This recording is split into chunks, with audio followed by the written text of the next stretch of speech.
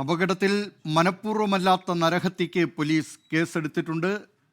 വിവരങ്ങളുമായി എറണാകുളം ജനറൽ ആശുപത്രിയിൽ നിന്ന് വിഷ്ണു സുരേഷ്, അപകട സ്ഥലത്ത് നിന്ന് ആൻമരിയ സണ്ണി, രാജേഷിൻ്റെ വീട്ടിൽ നിന്ന് അശ്വിൻ പാലാഴി എന്നിവർ ചേരുകയാണ്. ആദ്യം വിഷ്ണു സുരേഷിലേക്ക്. വിഷ്ണു, പോസ്റ്റ്മോർട്ടം നടപടികൾ പൂർത്തിയായോ? എന്തൊക്കെയാണ് അവിടെ നിന്ന് നൽകാൻ കഴിയുന്ന വിശദാംശങ്ങൾ?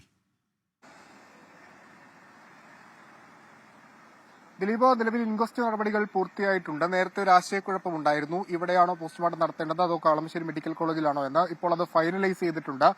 എറണാകുളം ജനറൽ ആശുപത്രിയിൽ തന്നെ പോസ്റ്റ്മോർട്ടം നടപടികൾ നടത്തും എന്നാണ് നമുക്ക് ഇപ്പോൾ ലഭ്യമാകുന്ന വിവരം. അരൂർ പോലീസ് ഇവിടെ എത്തിയിട്ടുണ്ട്. അവരാണ് ഇൻക്വസ്റ്റ് നടപടികൾ പൂർത്തിയാക്കിയത്. അല്പസമയത്തിനകം തന്നെ പോസ്റ്റ്മോർട്ടം നടപടികൾ ആരംഭിക്കും. അതിനുശേഷം മൃതദേഹം ബന്ധുക്കൾക്ക് വിട്ടു നൽകും എന്നാണ് ലഭ്യമാകുന്ന വിവരം.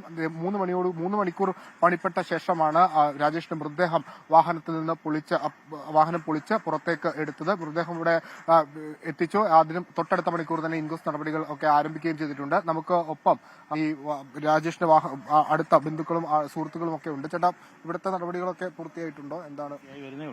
പൂർത്തിയായി വരുന്നേ ഉള്ളൂ. എപ്പോഴത്തേക്കാണ്? ഇപ്പൊ ആവുമായിരിക്കും. പോസ്റ്റ്മോർട്ടം നടക്കണമെന്നാ പറഞ്ഞേ. നേരത്തെ കളമശ്ശേരിക്ക് കൊണ്ടുപോകണമെന്നുണ്ടായിരുന്നു. ഇപ്പൊ ഇവിടെ തന്നെ ചെയ്യാനാണ് തീരുമാനിച്ചിരിക്കുന്നത് അല്ലേ? ഇവിടെ ചെയ്യാനാണ് തീരുമാനിച്ചിരിക്കുന്നത്. നേരത്തെ അവിടെ വലിയ പ്രതിഷേധങ്ങളൊക്കെ ഉണ്ടായിരുന്നു. നഷ്ടപരിഹാരം ലഭിക്കാതെ മൃതദേഹം വിട്ടു നൽകില്ല, ഏറ്റെടുക്കേണ്ട ആവശ്യമില്ല. ഇത്രയും 7-8 മണിക്കൂറായിട്ട് ഈ സംഭവം നടന്നിട്ട് ഇവരുടെ ഭാഗത്തുനിന്ന് ഒരു മനുഷ്യൻ പോലും ഇവിടെ എത്തിയിട്ടില്ല. ആശുപത്രി കൊണ്ടുപോകാനായാലും ഇവിടെ വരെ ഇത്രയും നേരം എന്താണെന്ന് അന്വേഷിക്കാൻ പോലും അവരുടെ ഭാഗത്തുനിന്ന് ഒരാൾ വന്നിട്ടില്ല. അപ്പോൾ ആ കുടുംബത്തിന്റെ അത്താണിയാണിത്. അവന്റെ മോക്ക് സുഖമില്ലാത്തതാണ്, ഷുഗർ പേഷ്യന്റാണ്. എല്ലാ ആഴ്ചയിലും പന്ത്രണ്ടൊരു ഹോസ്പിറ്റലാണ്. ആഴ്ച 2 ദിവസത്തിന് ഓട്ടോറിക്ഷ കൊണ്ടുപോകണം. അവൻ എല്ലാ പണിയും ചെയ്ത് ജീവിക്കുന്ന ഇന്ന പണിയും നല്ല കൂലിപ്പണിയും കോൺക്രീറ്റിന്റെ പണിക്കും അങ്ങനെയുള്ള എല്ലാ പണികൾക്കും പോകുന്ന ഒരാളാണ്. മൃതദേഹം ഇവിടെ നിങ്ങൾ ഏറ്റുവാങ്ങുന്നില്ല എന്നാണോ തീരുമാനമാകുന്നത്? ബന്ധുക്കളുടെ തീരുമാനം അങ്ങനെയാണ്. അവർക്ക് എന്തെങ്കിലും ഒരു കോമ്പൻസേഷൻ അവർക്ക് വേണമെന്നുള്ളതാണ്. അവർക്ക് ജീവിക്കണ്ടേ, അവരുടെ മക്കൾക്ക് ജീവിക്കണ്ടേ. അടിയന്തരമായി പ്രഖ്യാപിക്കണം എന്നുള്ളതാണ്. അടിയന്തരമായിട്ട് തന്നെ ഇപ്പം തന്നെ അതിന് സെറ്റിൽമെന്റ് ആണ് നമ്മൾ ഉദ്ദേശിക്കുന്നത്. അവരങ്ങനെയാണ് സംസാരിക്കുന്നത്, വീട്ടുകാരങ്ങനെയാണ് പറയുന്നത്. ദിലീപ് കുമാർ ആ വാഹനം, രാജേഷ് ഓടിച്ച വാഹനത്തിന്റെ ഉടമയാണ്. അദ്ദേഹം പറഞ്ഞത്, ബന്ധുക്കളുടെ നിലപാടാണ് അദ്ദേഹം വ്യക്തമാക്കിയത്. 7-8 മണിക്കൂറായി സംഭവം നടന്നിട്ട് ഇതുവരെ ദേശീയപാത അതോറിറ്റിയോ അതല്ലെങ്കിൽ സംസ്ഥാന സർക്കാരിനെ പ്രതികരിച്ചുള്ള ആരും തന്നെ ഇവരെ ബന്ധപ്പെട്ടിട്ടില്ല. ഈ നഷ്ടപരിഹാരവുമായി ബന്ധപ്പെട്ടുള്ള കാര്യങ്ങൾ ഒരു ചർച്ചയോ അല്ലെങ്കിൽ ഒരു സംസാരമോ ഉണ്ടായിട്ടില്ല. അടിയന്തരമായുള്ള സഹായം പോലും അനുവദിച്ചിട്ടില്ല. ആ പശ്ചാത്തലത്തിൽ പോസ്റ്റ്മോർട്ടം കഴിഞ്ഞാലും മൃതദേഹം ഏറ്റുവാങ്ങുന്ന കാര്യത്തിൽ തീരുമാനം എടുത്തിട്ടില്ല എന്നാണ് ഇപ്പോൾ ഈ രാജേഷിന്റെ വാഹനത്തിന്റെ ഉടമ വ്യക്തമാക്കിയത്. ഏതായാലും അതുമായി ബന്ധപ്പെട്ട ഒരു പ്രതിഷേധത്തിനൊക്കെയുള്ള സാധ്യതയുണ്ട്. നിലവിൽ അല്പസമയത്തിനകം തന്നെ എറണാകുളം ജനറൽ ആശുപത്രിയിൽ രാജേഷിന്റെ പോസ്റ്റ്മോർട്ടം നടപടികൾ ആരംഭിക്കും. ദിലീപ്, അല്പസമയത്തിനകം രാജേഷിന്റെ പോസ്റ്റ്മോർട്ടം നടപടികൾ എറണാകുളം ജനറൽ ആശുപത്രിയിൽ ആരംഭിക്കും. വിവരങ്ങൾ നൽകിയത് വിഷ്ണു സുരേഷ്. ഇനി ഇപ്പോൾ ആൻമരിയ സണ്ണി ഈ അപകട സ്ഥലത്തുണ്ട്. ആൻമരിയ, അവിടെ ഈ അപകട സ്ഥലത്ത് ഇപ്പോൾ ഗതാഗതം പൂർണ്ണതോതിൽ പുനഃസ്ഥാപിച്ചിട്ടുണ്ടോ? നേരത്തെ ജില്ലാ കളക്ടർ അറിയിച്ചിരുന്നത് ഭാഗികമായി പുനഃസ്ഥാപിച്ചുവെന്നാണ്. എന്താണ് അവിടെ നിന്ന് നൽകാൻ കഴിയുന്ന വിവരങ്ങൾ, ആൻമരിയ?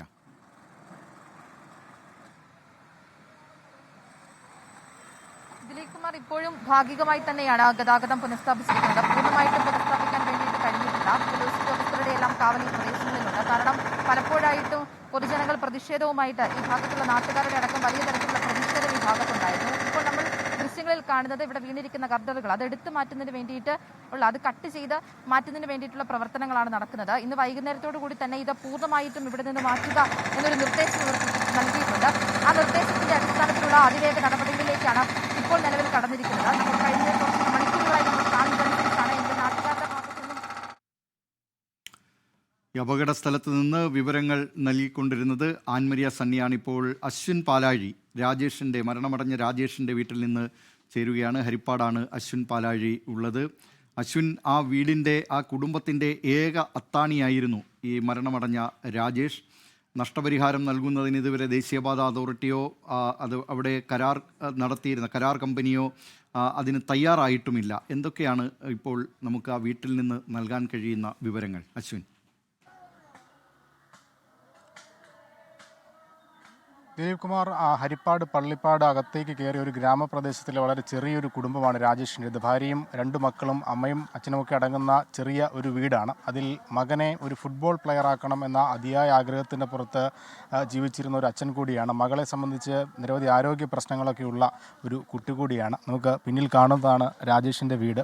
മരണവാർത്ത അറിഞ്ഞ് അയൽവാസികളും ബന്ധുക്കളും അടക്കം നിരവധി ആളുകൾ ഇങ്ങോട്ട് എത്തിക്കൊണ്ടിരിക്കുകയാണ്. നിലവിൽ വളരെ വിഷമകരമായൊരു സാഹചര്യം തന്നെയാണ് ഇവിടെയുള്ളത്. ഈ രാജേഷ് വിവിധ സംസ്ഥാനങ്ങൾ കർണാടക, തമിഴ്നാട് അടക്കമുള്ള തൊട്ടടുത്തുള്ള സംസ്ഥാനങ്ങളിൽ നിന്നും മുട്ട വലിയ മൊത്ത വ്യാപാരമായി മുട്ട കേരളത്തിലേക്ക് കൊണ്ടുവന്ന് എറണാകുളം, കോട്ടയം, ആലപ്പുഴ അടക്കമുള്ള ജില്ലകളിൽ അത് കടകളിലേക്ക് വിതരണം ചെയ്യുന്ന ജോലിയായിരുന്നു ഉണ്ടായിരുന്നത്. കഴിഞ്ഞ ദിവസമാണ് ഇവിടെ നിന്ന് കേരളത്തിൽ നിന്ന് അദ്ദേഹം തമിഴ്നാട്ടിലേക്ക് പോയി ഈ ലോഡ് എടുത്തുകൊണ്ട് കേരളത്തിലേക്ക് മടങ്ങി വന്നത്. ഇന്ന് രാവിലെയോടുകൂടി ആലപ്പുഴയിൽ എത്താമെന്നുള്ളതായിരുന്നു പ്രതീക്ഷ. പക്ഷേ ആ പ്രതീക്ഷയ്ക്കിടെയാണ്, ആ യാത്രക്കിടെയാണ് അവിചാരിതമായി ഈ അപകടം ഉണ്ടാകുന്നത്. പുലർച്ചെ 2:30 ആ ഗർഡർ തകർന്നു വീണ് അപ്രതീക്ഷിതമായൊരു അപകടവും മരണവും ഉണ്ടായത്. ഇപ്പോഴും ഈ വീടിനും ഈ വീട്ടിലുള്ളവർക്കും നാടിനും ഒന്നും വിശ്വസിക്കാനായിട്ടില്ല. അത്രത്തോളം ആത്മബന്ധം ഇവിടെയുള്ള ഓരോ ആളുകളുമായി അദ്ദേഹത്തിന് ഉണ്ടായിരുന്നു എന്നുള്ളത് ഈ നാട്ടുകാരോട് സംസാരിക്കുമ്പോൾ മനസ്സിലാവുന്നുണ്ട്. എന്തായാലും ഈ സംഭവത്തിൽ നിലവിൽ നരഹത്യക്കാണ് പോലീസ് കേസ് രജിസ്റ്റർ ചെയ്തിരിക്കുന്നത്. അതിൽ നിർമ്മാണ കരാർ ഏറ്റെടുത്തിരിക്കുന്ന കമ്പനിയെ മാത്രം, അശോക ബിൽഡ്കോൺ എന്ന കമ്പനിയെ പ്രതി ചേർത്തുകൊണ്ടാണ് നിലവിൽ ഈ FIR രജിസ്റ്റർ ചെയ്തിരിക്കുന്നത്. അതിന് പുറമെ NHI നിലവിൽ പ്രതിപട്ടികയിലില്ല. ഇതിൽ ചില സാങ്കേതിക പ്രശ്നങ്ങളാണ് നാട്ടുകാരടക്കം ഉന്നയിക്കുന്നത്. NHI പ്രതി ചേർക്കാത്തടത്തോളം കാലം ഇതുമായി ബന്ധപ്പെട്ട നഷ്ടപരിഹാര തുകയൊക്കെ നൽകുന്നതിൽ ചില പ്രശ്നങ്ങൾ ഉണ്ടാകും എന്നുള്ളതാണ് അവരുടെ വാദം. എന്തായാലും അതിലൊരു പരിഹാരം ഉണ്ടാകുമോ എന്നുള്ളതാണ് ഇനി അറിയേണ്ടത്. നിലവിൽ ഈ അശോക ബിൽഡേഴ്സിനെ പ്രതി ചേർത്തുകൊണ്ടുള്ള FIR അല്പസമയം മുമ്പ് രജിസ്റ്റർ ചെയ്തിട്ടുണ്ട്. ഇനി നഷ്ടപരിഹാരമടക്കം NHI നൽകുമോ എന്നുള്ള അതിൽ ആശയക്കുഴപ്പവും ഒക്കെ പറയുന്നുണ്ട്. ബന്ധുക്കളടക്കം അതിൽ ഇതാണ്. കാരണം അതിൽ ഈ നഷ്ടപരിഹാരത്തിന് വേണ്ടി നാട്ടുകാരടക്കം പറയുന്നത് അത്രത്തോളം സാമ്പത്തിക ബുദ്ധിമുട്ട് അനുഭവിക്കുന്ന വളരെ ചെറിയൊരു കുടുംബമാണ്. അതുകൊണ്ടാണ് അർഹമായ പരിഹാരം എന്നുള്ള ഒരു ആവശ്യം നാട്ടുകാരടക്കം ഉന്നയിക്കുന്നത്. എന്തായാലും സംസ്കാര ചടങ്ങുകൾ ഇന്ന് തന്നെ നടത്താനുള്ള ആലോചനയിലാണ് കുടുംബമുള്ളത്. പോസ്റ്റ്മോർട്ടത്തിന് ശേഷം എറണാകുളത്തു നിന്ന് വൈകുന്നേരത്തോടുകൂടി ഈ മൃതദേഹം വീട്ടിലേക്ക് എത്തിക്കുമെന്നാണ് നിലവിൽ അറിയിച്ചിട്ടുള്ളത്.